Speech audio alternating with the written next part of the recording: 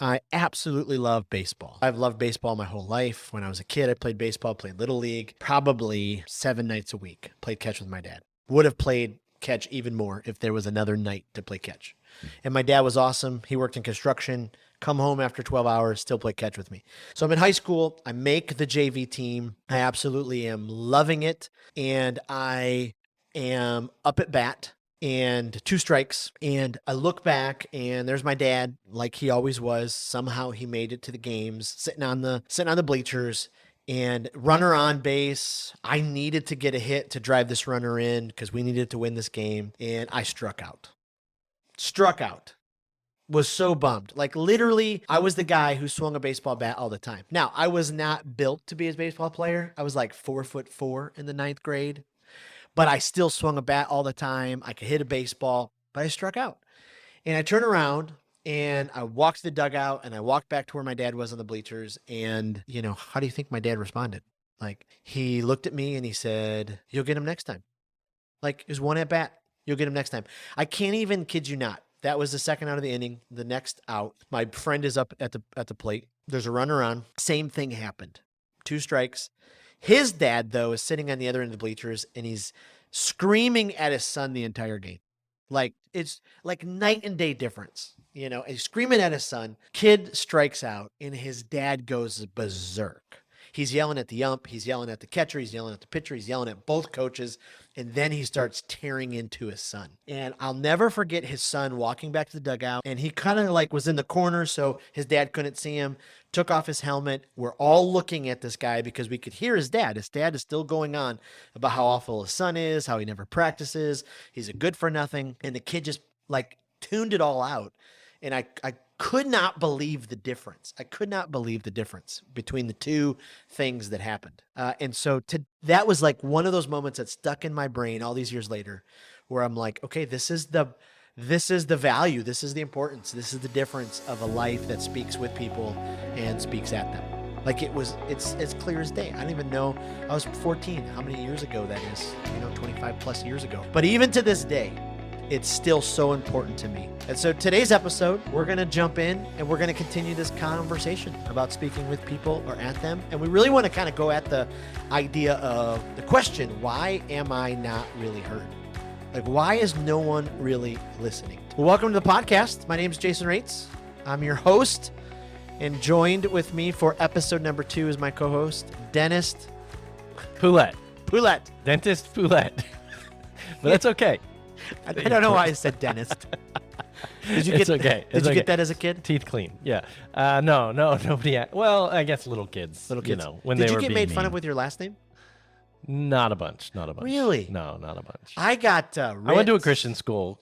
Christian school kids are perfect in every way. Well, I went to a Christian school too. I went to a Lutheran school though. Florida So. over Michigan. Oh, that could be. Maybe they're That's just probably- nicer down south. Yeah, I doubt that. Down south, they do say that phrase, "Bless your heart," Yes. which Yes. I found to be not really a nice phrase. Maybe. Yeah. Well, depends. It depends on who's saying it.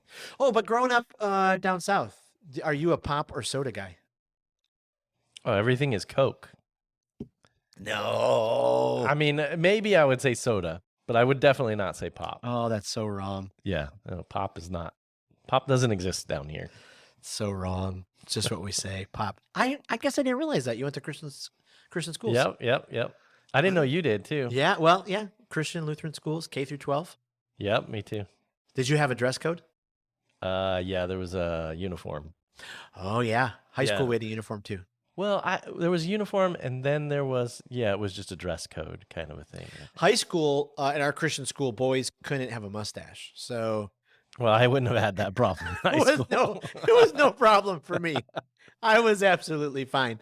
There's a guy, Rich in our high school though. Freshman year, he had like a Tom Selleck mustache. Nice. It was like a little like hamster underneath his. Yeah, his, and then mustaches are coming back too. oh, they're all the rave. I think it's the Top Gun movie. If you're in your 20s, you've got to have a mustache. Yeah, I think it's Maverick. Yeah, It's it Maverick's fault. looks pretty good. Well, how about that? We're a couple of Christian school guys. There you go. K through 12. Well, this is exciting because this episode of Speak with People is sponsored by Global Gym. Maybe Sorry, I wasn't supposed to laugh there, was I? No, Like, no. we're but being maybe, serious. We're being serious. maybe some of our listeners know. And this podcast is also sponsored by Dunder Mifflin. Yeah, that's So nice. your paper source for all of your needs. I write everything on Dunder Mifflin paper. Dunder Mifflin paper. Wouldn't that be awesome, though? You weren't an office guy, are you? Or are you? No, not an office. Oh, how can we be friends? Have you seen any episodes? So I've heard that you have to skip the first season and then watch the second season. But why would I do that? I don't understand why. Okay, the first, yeah. Like if you're a fan of something and you say, "Oh, it's great," starting in the second season, like you skip the first couple of episodes of the Speak with People podcast because it's gonna get better. like I'm hoping people aren't gonna be doing that. People don't do that. You know? Maybe they will now, knowing that Global Gym is sponsoring us. If people know that, though, I would love for them to comment in the comment section on here, just to, if they caught that reference, because that would be awesome to know. Because that's going back now quite a few years. Yeah. I fell in love with The Office. I broke my ankle. I was a junior high pastor at Willow Creek Community Church at the time. It was June of like '07, I think. '08? '07, I think. And we had this giant 10-foot earth ball you filled with air. Oh yeah. And then everybody hit it up on the ground. So it was all these sixth graders, like 100 sixth graders and me. We're all hitting this giant. And I went up to hit it, but it kicked me off balance and I landed right on my left ankle and snapped it. Like I knew it. And unfortunately, I had a group of 15 junior high boys in my small group, and they saw me on the ground. And so they came and pummeled on top of me. And I was like trying to scoot away from them, like an injured seal on a beach from a killer whale. And that was pretty horrible. I was stuck on the couch because I had to have surgery. I had to have pins. And then I was on the couch, and my brother said, "Hey, you need to watch the show." And so he brought me these things called DVDs. This is nice. Now I'm dating myself, right? And I watched the first. And so going back to your thing, yeah, the first season is a little bit like, ooh, like especially today in today's climate. Ooh, there are so many sensitive things that people be like, you can't say that. But I made it through, and then I watched them all, and I cried, I laughed. I actually dreamed of being a paper salesman for a little bit. That's how much I loved it. Yeah, you probably could have been a good paper salesman. Well, who knows? Well, thank you for joining us for the second episode of Speak with People. We're so glad that you are here. Let's just dive into this. Why am I not really being heard? Why? I'm sorry, what'd you say? I said, why are people not listening to me? No, that was so good. You got me on that too, because we didn't talk about that, and you totally got me. Yep. But maybe, I don't know if you've ever felt that, or you think people are listening to me, but you don't really know that behind your back, they're checking out when you're talking, or they're tensing up because the only way you communicate is through force. And so, every time you come close, they're just like getting ready for you to share. And so, I don't know, Dennis, have you ever felt that way? Like, am I being heard?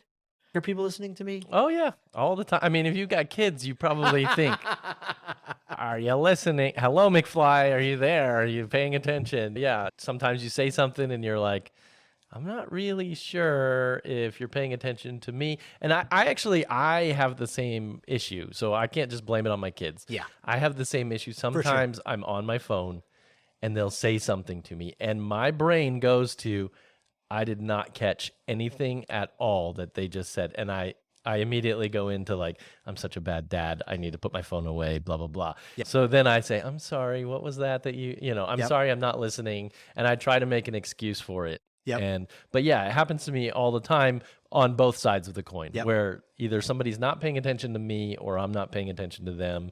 And I completely zoned out and I don't know how to respond. The invention of the iPhone was incredible, because with the flip phone, like we could be engaged, or when you had the Nokia, you could play like some of the cool games. Oh, yeah, Snake. But as soon as the iPhone, like we went to a bad place. And I can remember when my kids were little, we used to teach them, when it comes to conversations, when you're talking to someone, you look them in the eye. And so we would stop if we were out at dinner and my kids went to order and they weren't looking the waiter or waitress in the eye. We would say, "Nope, please stop. look the waiter in the eye. And so we talked about this all the time. I can remember when Madison, my now 14-year-old, was maybe 4, maybe 5. And we're having this whole conversation one day. We're playing Barbies, got the whole setup going, and we're having this whole thing. And I got a text, and so I'm looking at my phone while playing Barbies. You know, I'm the Ken guy, and she's the Barbie, and we're talking. And I'm on my phone, and I just fell into the oh, yeah. Was not paying attention to her at all. Totally like captivated by my phone. And she stopped me at one point, grabbed my phone, put it down, put her cute little hands, man. Can you? Oh, do you even remember that face? When your kids were like 4 and those cute little hands? Put them on my face, turned my face so I'm looking her eye to eye. And she says, Dad, when we talk to people, we look them in the eye. Uh-oh. Oh, that was, yeah, I can, ooh. So you remember whenever Fred Flintstone, I don't know if you were Flintstone. Oh, I watched the Flintstones. Remember back in the day, Fred Flintstone, whenever something would happen to him, he would shrink down really small and it would go, that's the moment where you, like, as a dad, you feel like you're 2 inches big because you're like, oh my goodness, I wasn't doing practicing what I preach. There's this moment. Or you're sitting at somebody, you know, at Panera or Starbucks or your Chick-fil-A, I mean, your place of choice, and you just pour out your heart, and then you realize, like, you know, they were not engaged at all, and the other person goes right into a new topic. Yeah. And you're like, oh, okay, I guess I didn't need to just pour out my heart to you, and you have no thoughts on it. Yeah, they're like, oh yeah, how about the Bucks game the other night or whatever? Right.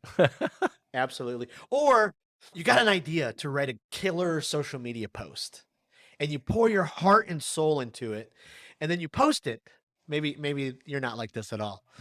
And then, like, 5 minutes later, you look back to see if anyone's liked it. And okay, then, like, in the last few days, you've said this to me a couple of times about how I did this thing to my Facebook page, and I'm noticing that I'm not getting as many likes. So if you are listening to the podcast, go to Jason's Facebook page, like his post. He's feeling like nobody's hearing him. But it does happen, right? It does happen. It does for happen. sure. It does happen. Kids in the next generation, they'll post an Instagram picture, and if it doesn't get a certain amount of likes in a certain amount of time, they'll just delete it or they'll archive it or whatever. And so we do live in this kind of, like, I mean, we all want to be heard, but we also want to be acknowledged. Yep. So sometimes we're not acknowledged as much as we would like. So definitely go like Jason's Facebook stuff. Well, thank you. So that's Jason rates RAITZ. I was on a plane once, and there is this older gentleman. I was there with one of my kids. I was taking him on a trip when I was going to speak somewhere, and there's an older gentleman in our row at the other end, and he was just so loud talking to everybody, talking to the flight attendant, talking to the neighbor, talking to the people in front of him. And at one point I leaned over to my son, and I was like, oh my gosh, that guy is so loud.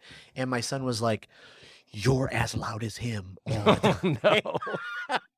And I'm like, that's probably true, because my family tells me all the time I have no depth perception.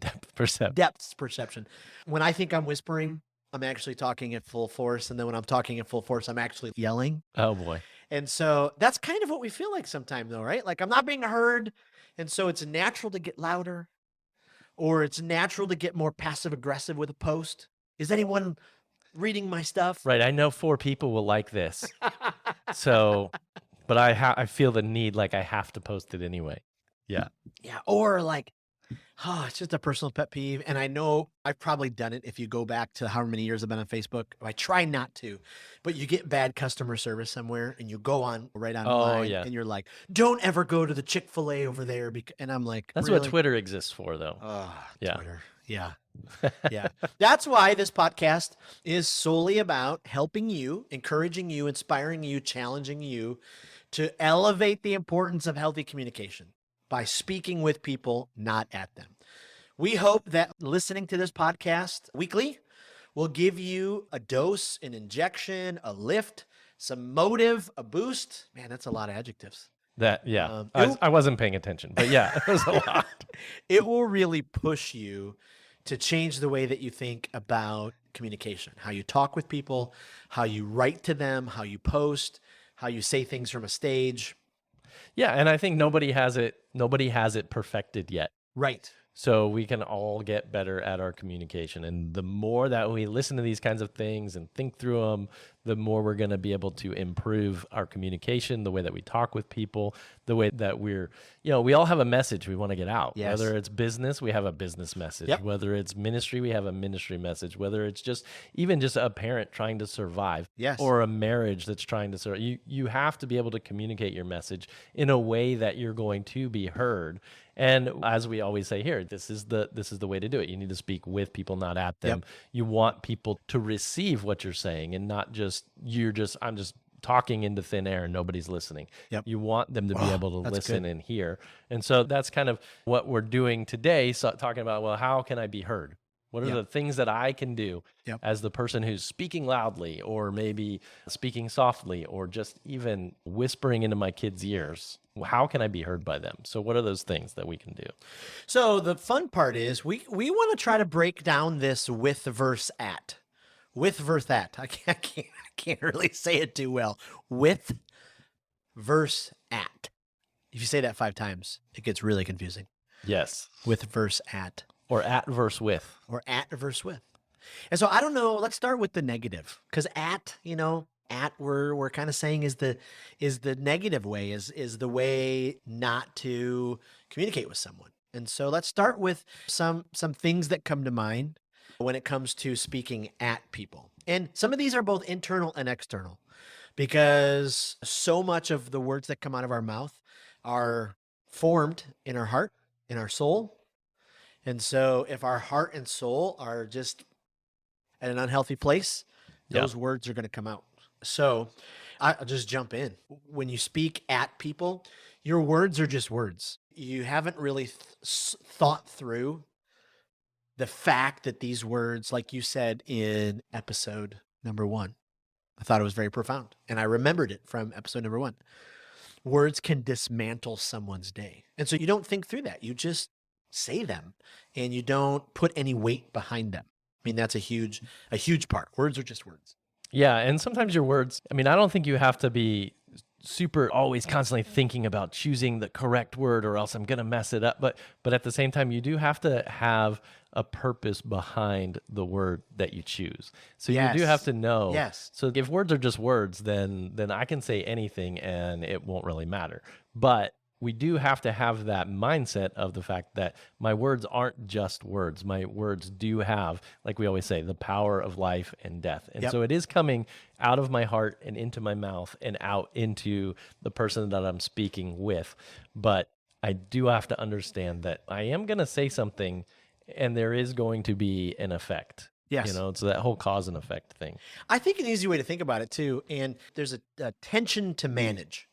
Because there are some people who have no tact, and there are some people who are like so, gracious and kind that they never get their message across because they're not forceful enough, or there's this there's this tension to manage. And I was talking to one of my friends, Dr. Tom, about it, because I'm writing the book, Speak with People, Not at Them. And I want to have the subtitle just to be Speak with People, Not at Them, how not to be a jerk. Like that.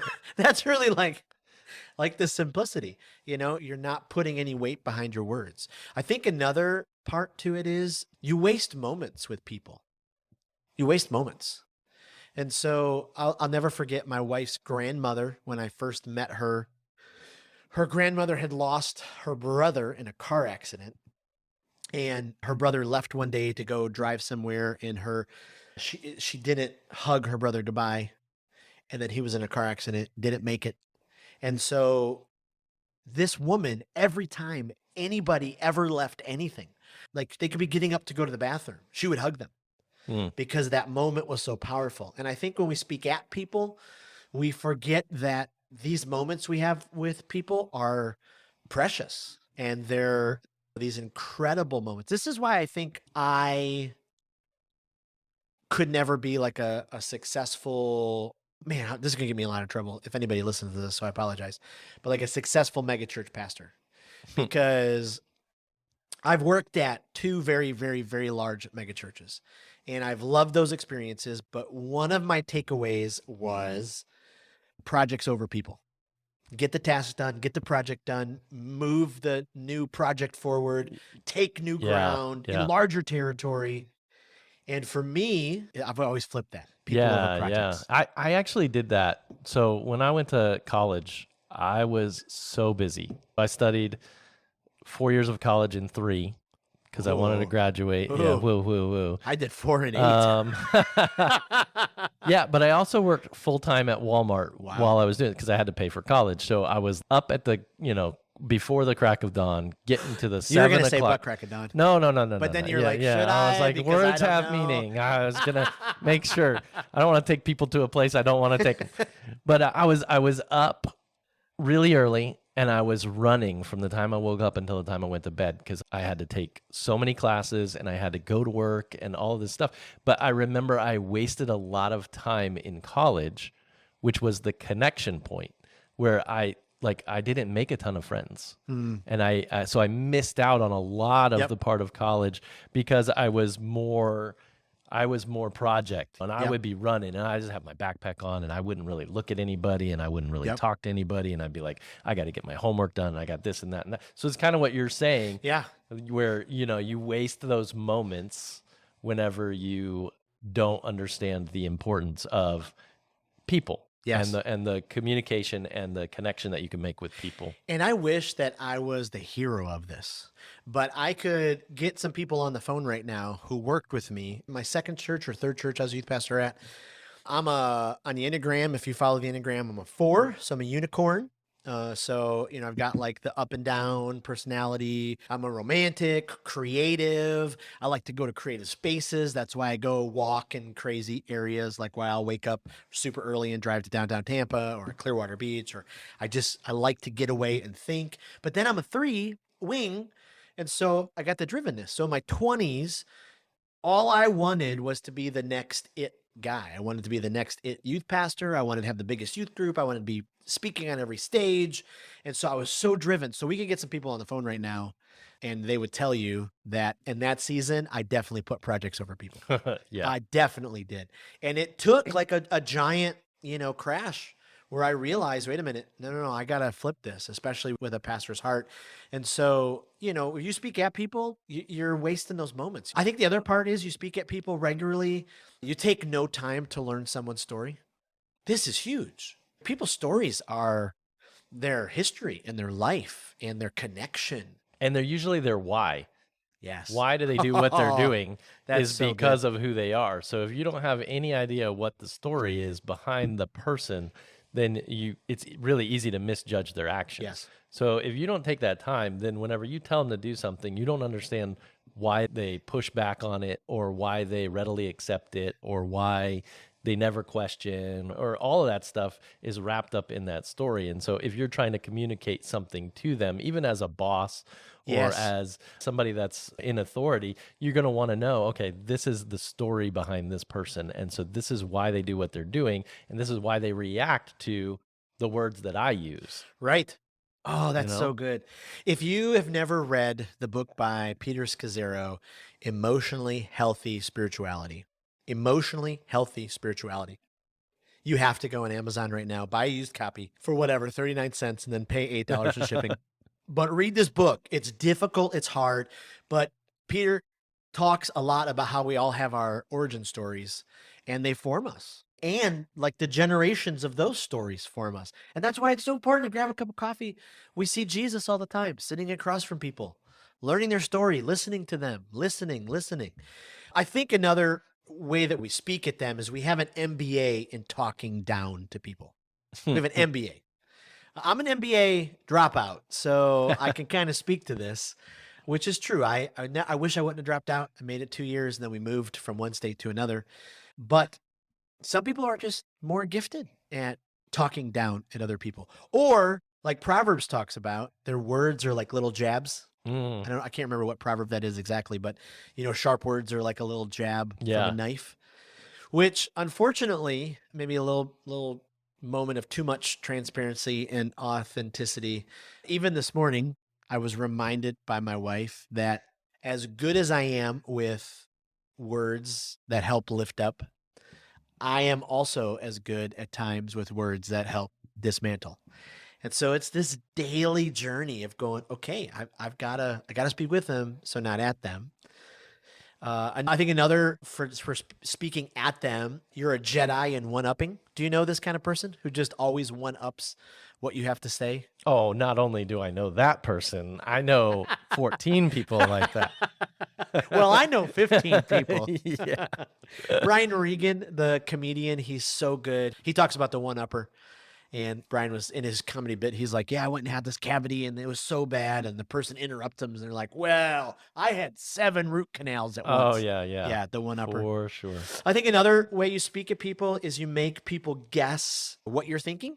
You're always leaving out important parts of the communication process. And so you always walk away going, what were they trying to say? Like there's no clarity.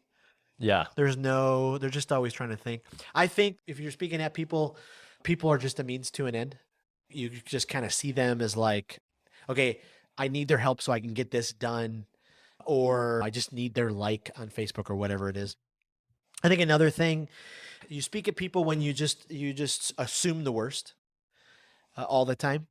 And so this gets me definitely in the past. And even today, I still got to work with it all the time because as soon as an assumption comes in my mind, I go, you know what? I'm going to assume the best. I'm not going to assume the worst. Oh, yeah. That's a conscious thing. I have to at least say Yes. I'm going to assume the best Yes. because I automatically default to the worst. Yes. I always think, that I'm a very cynical person. I know you don't think that, but I'm a very cynical I kind really of don't. That's person. surprising that you would say And you're really I cynical. would say that, yeah, I mean, I automatically assume the worst and I have to flip the switch and be Yeah. like, no. Now maybe they were just having a bad day or maybe this or maybe that. So I have to do that because I do assume the worst and just kind of, I mean, maybe I don't react like that, but internally I think that usually. So yeah, it's a good one. You know, I get it. I think there's a couple other social cues when you speak at people. You don't look them in the eye. Your voice shows no inflection at all. And so they don't know if you're really listening or you're caring or not. I mean, this is just sitting, face to face with someone or on a team. Like there's a whole other list for if you're on a stage. Like we'll talk about that in a future episode, which I was thinking when we were talking earlier about butt crack. It reminded me about being on stage.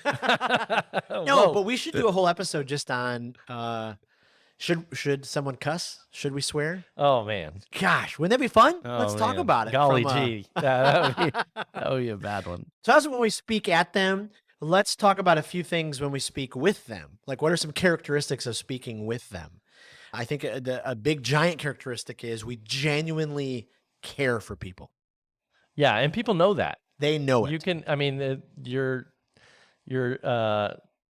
BS detector goes off on people. I don't know, am I allowed to say that? But you are definitely allowed to say Oh, that. phew, man. We'll talk later about yeah. I mean, you can tell. I mean, I can tell when someone's just schmoozing me because they want something out of me. Yes. And I'm pretty sure people can tell that whenever I do the same thing. Right. You got to genuinely care. And that's hard to communicate sometimes, but it happens. I think another characteristic of when you speak with people, and these things are going to help you be heard. Like, you really understand how powerful your words are. We've talked about this. The whole next episode is just on words, but you really do understand how powerful they are. You're not oblivious or obtuse to the fact that you're just spilling words out of your mouth. Years ago when I did that assembly, Choose Kindness Over Bullying, I would talk about how kindness lifts other people up. And I would do this illustration with toothpaste. This is like the youth pastor central, but I'd bring up 3 kids at a table. There was a tube of toothpaste at each kid. And then I would say, hey, kind of count of 3, you got to get the toothpaste out as fast as you can. And so everybody was cheering, kids are doing crazy things. One time I was up north Michigan somewhere, and a kid just slammed his fist on the toothpaste and it squirted out like 7 rows. Nice. It was mass chaos. It was hilarious. But at the end, there's one winner and they'd squeezed out all this toothpaste and it went out super fast. And I was like, okay.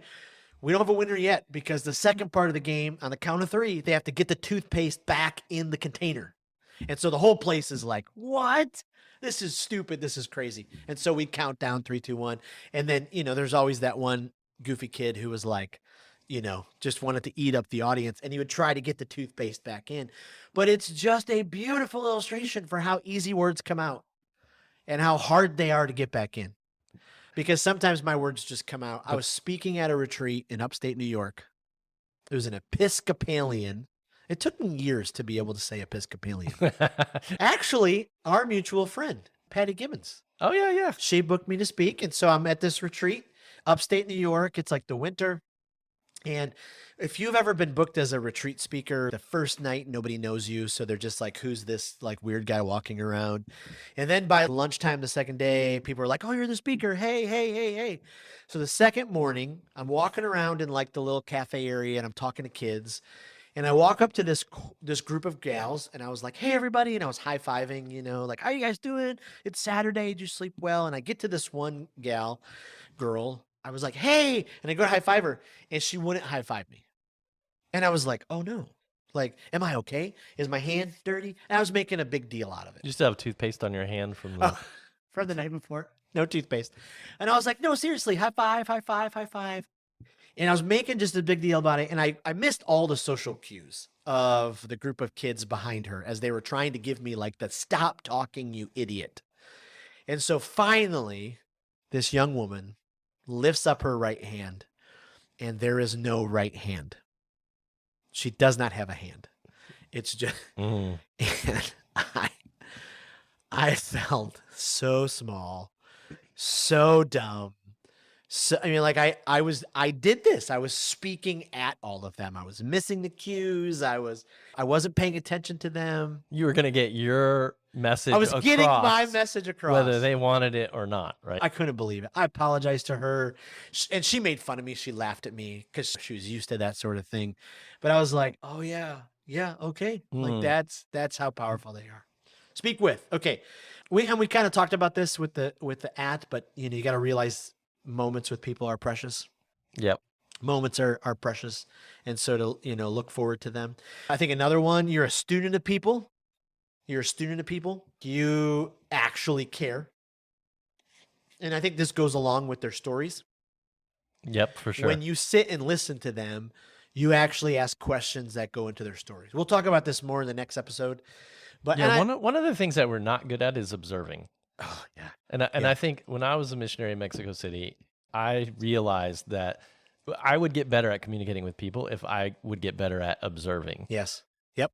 And so I could, even if I was learning the language or whatever, if I would sit down and just observe and listen, then I would be able to communicate with people. And it was a big game changer for me whenever I understood that I had to be a student of that culture and of those people in order to be able to get any kind of message across. Yep. And it works here too. It's not just a cross-cultural thing. It's how can I get my message across? Well, if I understand my audience, then I'll be able to probably talk to them even better. And it works in business, it works in ministry, it works everywhere. In life, in your home.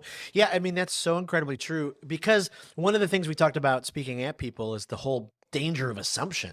And if we knew their story, there was so often when I led teams over the years and someone would come to me and they're like, hey, I haven't heard from so-and-so. I don't know what they're thinking. And I was like, there'd be times where I'm like, okay, well, let's give them a call. Let's find out. And they would say something like, oh, I'm so sorry I haven't responded.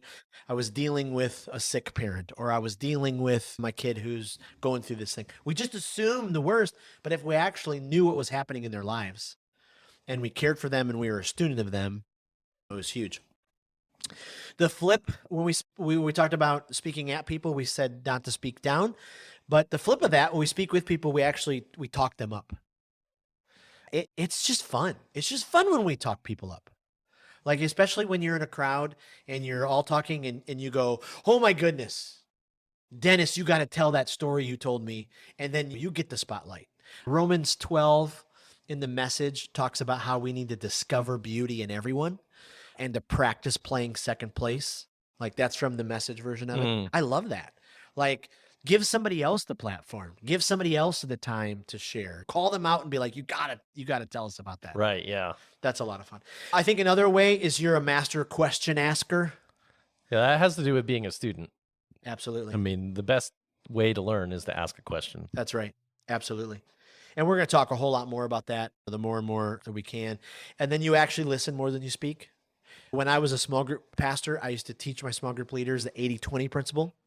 Like, ask questions and talk 20% of the time and listen 80% of the time. That's really difficult. But if you get to that place, man, people feel heard. They're ready to go. Yeah, and if you ask the right questions, then people will talk. Oh my goodness, yes. You speak with people when you stop one-upping them and you lift them up. I mean, this is kind of the talk up thing, but how often is your text message just filled with texts from friends who are like, "Hey, do you remember that time 10 years ago when you helped me move?" Yeah, I'm still grateful for that. Or do you remember the time when I called you and I was like, "I can't do this." And you're like, "Yeah, you can. You can actually do it." You speak with people when you don't force a connection. That's just a huge connections takes time. It takes time. Yeah, and part of it is like kind of I think one of the values of Speak with People is that this is a journey. This is why we're Yes. talking about this is we're all trying to get better. And so maybe you have some of those people that it's hard to connect with. Maybe it's hard, maybe you're a parent and right now you've got a 13-year-old that you can't connect with, or a 14-year-old, or could be any age, and you can't connect with them.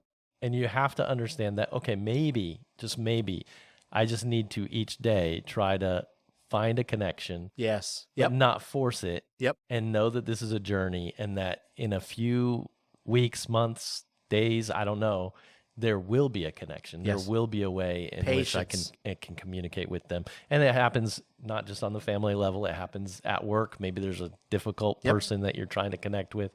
And I like to try to do that even whenever I'm at a restaurant or I'm at a store and there's somebody that's giving me bad customer service. I actually try to flip that around. That's good. That's really good. I'm like, challenge accepted.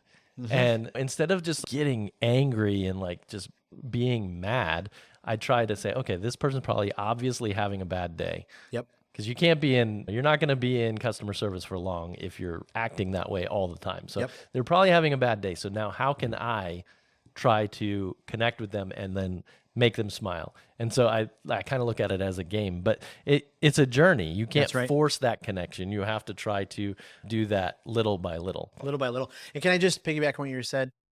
Parents of teenagers listening, and maybe this is just my years of working with teenagers and then having teenagers, but if you want to communicate with your teenagers, just be patient enough to know that it's okay to wait for when they want to talk. If you try to force it with a teenager, you're not going to ever get out of them. They're like cats. Yes. Yes.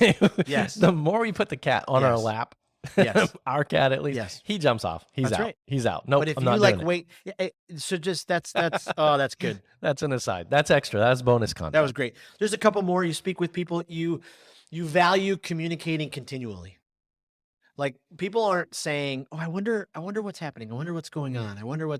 I learned years ago. So I was a young youth pastor, and I had parents complaining all the time that they didn't know what was happening in our youth group. And for years, that plagued my leadership, where people were like, "I don't know what's happening." So I flipped the switch. And now I think people would complain that they are getting communicated too much. And I would rather take that type of complaint than we don't know what's going on. Yeah, there's no such thing as over communicating. No, even if it's really. bad, even if you've Yeah. got to communicate something that's like not fun, at least you're communicating it. Yeah. Absolutely. Okay, the last one.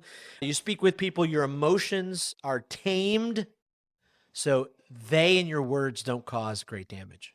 Like, if you're healthy emotionally, especially when you have to have difficult conversations, or especially when you have to, your emotions are not going to lash out on someone, because it's hard. Just like that toothpaste illustration, it's hard to get that back, once you did. So how can I really be heard? And we're going to put the notes from this in the description. In the Yep. description, so Yep. you can look over these. But my hope, my challenge, take some time, look over these, and say, okay, all right, the at people. Am I regularly doing some of these? Then ask your spouse, ask one of your kids, because they'll give you the real truth. Because maybe you're going, I don't think I do, but let's ask a coworker. Do I do any of these things regularly? And then look at the with side and go, okay, how can I communicate this way so I'm ready? Years ago, I had a Bible college professor. Her name was Jenny Knowles. Jenny Knowles. Her and my mom are the primary reasons I graduated Bible college. I was not a good student. I just wasn't. I did not finish, ahead of time like you did, my friend. I wish I would have had that. I was already working in the field. I thought, why do I need to do this? And without Jenny's words speaking into my life, I don't think I ever would have graduated. I don't think I ever would have finished. And then she helped me get she actually helped me get my first speaking gig in 1998 when someone paid me $200 to speak at their event. Now, I brought 4 people with me, and I ended up paying them because I brought people to come with me. But Jenny has been this person who I don't think I would have finished college. I definitely wouldn't have got my first speaking gig. That led to, 500 more or so over the last 26 years. I hope I didn't sound like a tool right there saying the number. Ooh. I know. But I'm proud of that. And so we need to have people like that in your life. So the challenge is speak with people, not at them. Speak with people, not at them. Yeah, it's a big thing to try to do, for sure. Well, goodness, thank you for joining us for this second episode. This was a lot. I know we just went into a lot here, but look over the show notes. Take some time to think through this, and hopefully you'll start this journey with us where you'll go, okay, I'll jump into the deep end and I'll start speaking with people, not at them. Listen, this podcast doesn't exist without you. We want to hear from you. So please leave comments. Email me, jason@speakwithpeople.com. Let me know if there's topics that you want us to talk about. Let us know if you have questions. Thank you for leaving a review on whatever platform you're listening to this. Thank you for subscribing, and really thank you for sharing this, because if you share this with someone you know and they share it, hopefully our message gets out there. So thank you for joining us for this second episode. We'll see you in the next one.